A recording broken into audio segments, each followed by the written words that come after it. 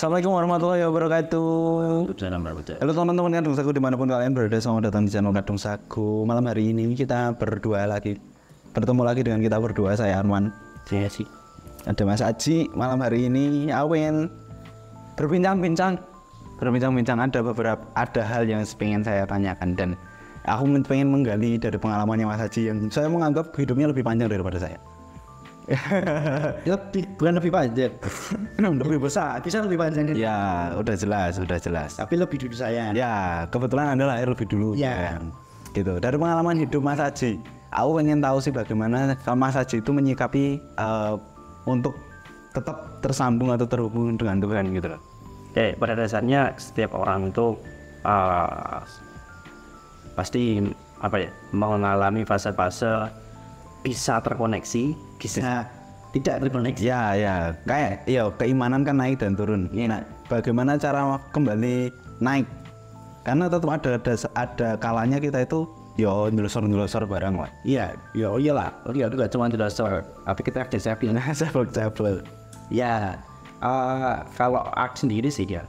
Kalau aku sendiri itu terkadang karena sebuah momen, terkadang karena tiba-tiba, terkadang karena ada trigger. Oke, ada pemicu ya. Ada pemicu.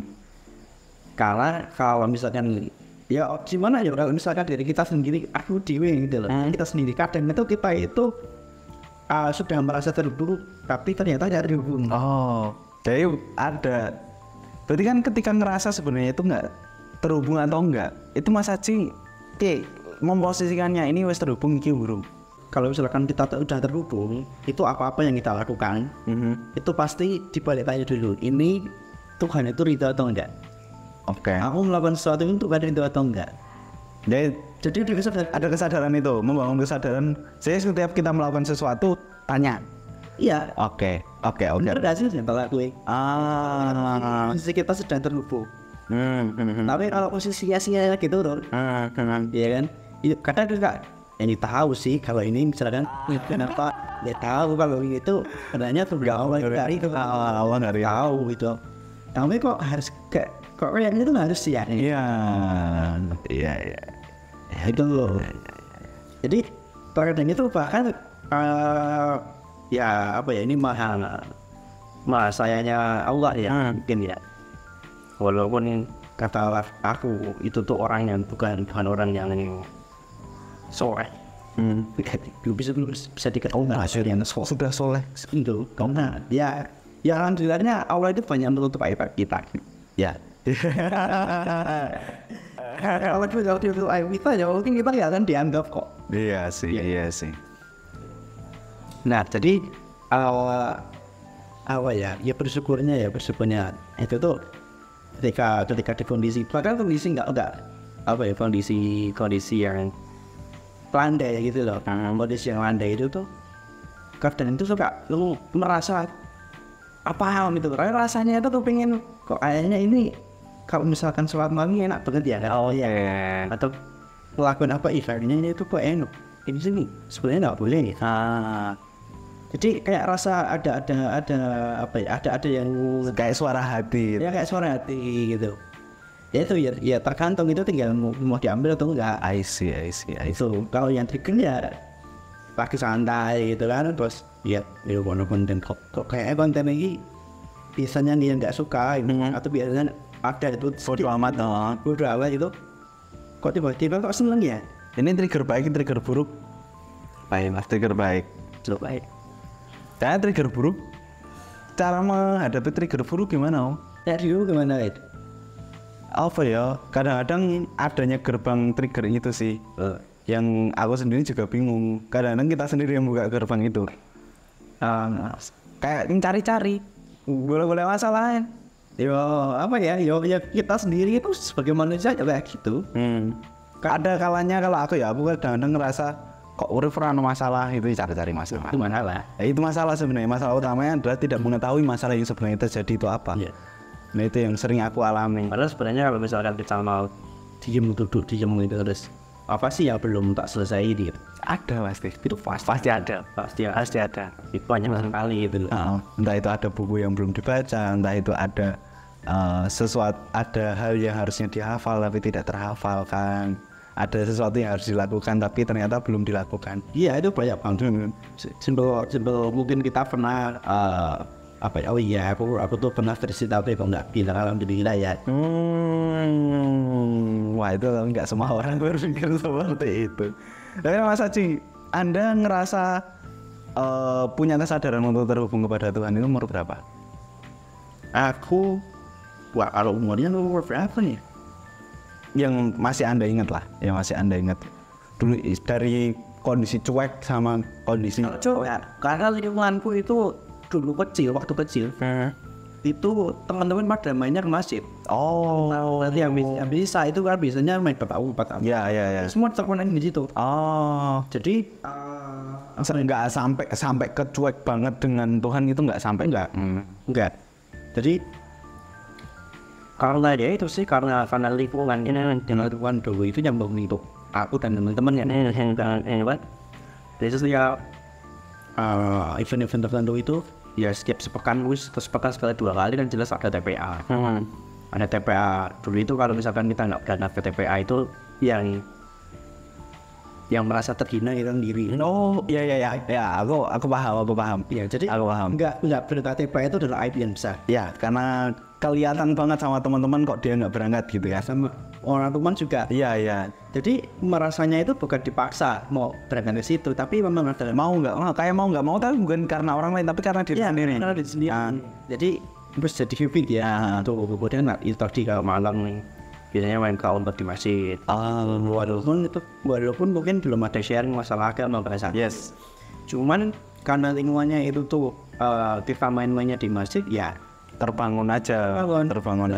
Dari situ terus ada satu orang yang namanya Mas Kandar. Mas Kandar itu tuh beliau adalah orang yang sangat menginspirasi diriku sebagai seorang muazzin. Jadi aku dulu tuh aku tuh punya niat mau sunat gara-gara biar aku kalau jadi muazzin diterima. Iya. Ada yang bilang kalau syarat muazzin itu memang itu ya apa sama cinta tuh. Itu jadi ya memang memang dia sudah terbangun sih dari kesadarannya udah terbangun dari kecil ya. Walaupun pada ini remaja kemudian masuk ke usia dewasa gitu kan ya pastilah ada guncangan pikir yang ya kita tahu sendiri lah ya. Kita sendiri kepala ada apalagi sudah tahu jenis jenis sudah menibasan yang itu jadi tetap sebisa mungkin itu tetap terkoneksi gitu. Tapi terkait lagi itu pernah nggak sih dia tuh kayak dibilangnya sama Gusti Allah bilang bahasanya ya Allah kalau tahu apa yang kenapa aku mau melakukan ini ya daripada aku gini kira aku gini terus dalam biasanya ada alibi dan kita mesti mencari kebenaran tapi bukan kebenaran tapi pada akhirnya kita mencari pembenaran saja dan memang yang ya boleh lah melakukan itu dengan catatan tertentu gitu kan. Kondisi ini Mas berarti kondisi menjaga kesadaran untuk selalu terhubung dengan Tuhan itu tuh butuh circle, butuh lingkungan, butuh temen. Betul temen. Emang awal itu yang ya apalagi kalau kita di masa-masa masih pencarian jati diri. Itu memang sudah sangat terpengaruh banget. Mungkin ada saran ke penonton yang mungkin sekarang lagi ada ngerasa kok sama Tuhan itu lagi lost gitu. Intinya yang pertama kalau misalkan pengen biasanya ini dulu sih merasa lagi lost itu karena apa dulu? Berarti tanyakan lagi ya, aku lost itu kenapa gitu ya? Iya, kan biasanya tuh kita merasakan bahwa kita itu kok kayak was gitu. Tapi kan itu juga butuh trigger. Iya. Itu butuh trigger itu loh. Jadi butuh trigger entah dari orang lain atau entah dari apapun yang membuat kita itu tuh sadar bahwa kita itu tuh lost sebenarnya sedang lost itu. Makanya caranya untuk mendapatkan itu ya kita minta sama Gusti Allah, ya Allah selalu berikan aku petunjuk. Lalu berikan aku hidayahmu. Karena kalau kita nggak ibaratnya ya walaupun Gusti Allah itu maha, cuman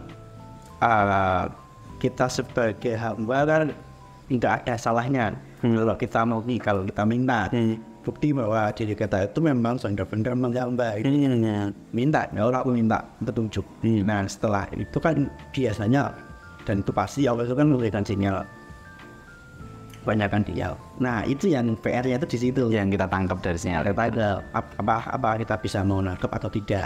Kembali lagi ketika ada sinyal kembali lagi ke Gusti Allah. Ya Allah, aku tuh ada ini maksudnya apa sih? Nah, apa kalau misalkan masih bingung nih ya, katakanlah dirimu belum dekat sama teman-teman circle kajian atau misalnya circle teman-teman yang soleh ada, kemudian biarlah ada temen yang ngajak nih, yuk ikutan kajian yuk atau itu kan apa pertamanya kan agak tani ya, kayaknya itu juga kajian nggak asik deh. Isinya kayak cupu-cupu ya, isinya cuma duduk sama dengerin orang ngomong doang. Tapi dari situ kita bertanya kepada bertanya kepada diri sendiri, kenapa dengan hal yang menurut kita sendiri baik, kenapa malah kita nggak mau ke sana gitu? Iya, satu itu, keduanya sebenarnya ada apa sih aku ada ke sana. Why? Cari why-nya. Nah itu. Kemudian setelah itu yaudah, setelah dapat circle ya ini sih sebenarnya kalau misalkan ada orang aku tuh nggak cocok di circle itu, nggak cocoknya di circle, ya udah dengan cara yang lain kan juga bisa. Dengan cara yang lain misalkan datang ke kajian atau mungkin datang ke kajian sendiri tanpa perlu bersirkel, cuman nggak kuat. Ya itu kembali lah sendiri aja tadi dulu sor keceblo tadi memang butuh teman ini. Butuh teman itu penting ya teman itu. Kemudian lagi coba lakuin hal yang sekiranya kamu benar-benar lakuin dan ibadah. Salah satunya nih ada kan kamu kita itu setidaknya seumur hidup sekali lah untuk melakukan sholat tasbih. Oke. Pernah? Belum. Oh yang gitu-gitu ya, kayak dulu aku jadi inget sekali istiqoroh man kan. Iya. Itu aku jadi inget ya. Itu kan jadi sesuatu yang kamu benar-benar kayak misalkan bagi yang belum pernah kunut gitu. Ya bisa kunut lah. Aku tuh sebenarnya juga aku sudah sama di dalam ketika kita main kecebong. Kunut po ya. Aku kan langsung di jalan itu bilang sama Arman, "Man, ini nanti ada kunut atau enggak ya?" Karena di tempat kita kan enggak ada. Sayang. Maksudnya di tempat itu enggak ada. Terus aku udah persiapan ini karena ini daripada isi nih. Daripada malu nanti tiba-tiba susut sih. Yo dari bedanya dewe ya. Yo gak canggung nama dia sama. Ya akhirnya itu tadi ternyata sempurna itu rasanya kayak gitu. Dan itu kayak maksudnya juga kayak gitu. Dan itu apa ya? Belum pernah kunut. Ini Pak kunut sendiri. Itu terus coba apa lagi? Aku salat mayit. Aku nyoba salat mayit. Sholat jenazah malah dan mati loh. Iya, aku kan jarang. Maksudnya ngelayat cuma datang doang terus ngerokok sama bapak-bapak gitu. Terus kayak sholat jenazah. Asik nih ono. Pertama kali gitu mas. Pertama kali gitu. Mumpung ada yang meninggal. Ada yang meninggal. Iya. Masa kita nggak bisa sholat mayit kalau nggak ada jenazah? Ya, ada sholat gaib. Ada sholat gaib. Sama ya soal sholat gaib. Ada itu. Terus apa tadi? Ya ada yang coba kalau ibaratnya. Kalau mau sendiri mungkin kalau bareng-bareng tadi ikut kajian sebisa mungkin. Kalau sendiri mencoba ibadah yang belum pernah dicoba. Iya coba. Oke. Sunah-sunah yang belum pernah. Ya atau coba aja hafalan. Coba aja hafalan. Lu coba aja lah. Coba aja. Semua dicoba gini. Nanti biar tahu diri kalian tuh yang paling cocok dengan ibadah yang. Iya karena ini juga aku dapat tadi pagi atau kapan ya. Bahwa ada sahabat Rasul itu yang dia tipe sahabat Rasul itu tuh dia itu tuh nggak hafal semua ayat, nggak hafal dia cuma satu ayat tapi dia paripurna dengan ayat itu. Iya, jadi memang aku lihat bahwa ya nggak semua sahabat Nabi itu mah benar-benar terus menguasai banyak. Ya memang ada yang kelasnya memang Khulafaur Rasyidin jelas ya. Iya. Tapi ada mungkin sahabat Rasul yang kelasnya ya badu kayak kita yang awam-awam kayak kita ada lah, pasti ada lah. Karena umatnya Nabi Muhammad zaman itu kan juga udah banyak kan. Yang dekat ada, yang jauh juga ada. Mungkin kita yang lebih jauh ini, tapi mungkin ya tetap seawam-awamnya sahabat ya lebih awam kita ya. Karena mereka bertemu Rasul ya. Wifi-nya kencang. Wifi-nya kencang. Oke, mungkin gitu ya untuk konten kali ini. Semoga ada manfaatnya. Nanti juga ada pertanyaan-pertanyaan yang bisa kita obrolkan lagi, silahkan tulis di kolom komentar. Sampai jumpa di kesempatan selanjutnya. Terima kasih. Tetap santai.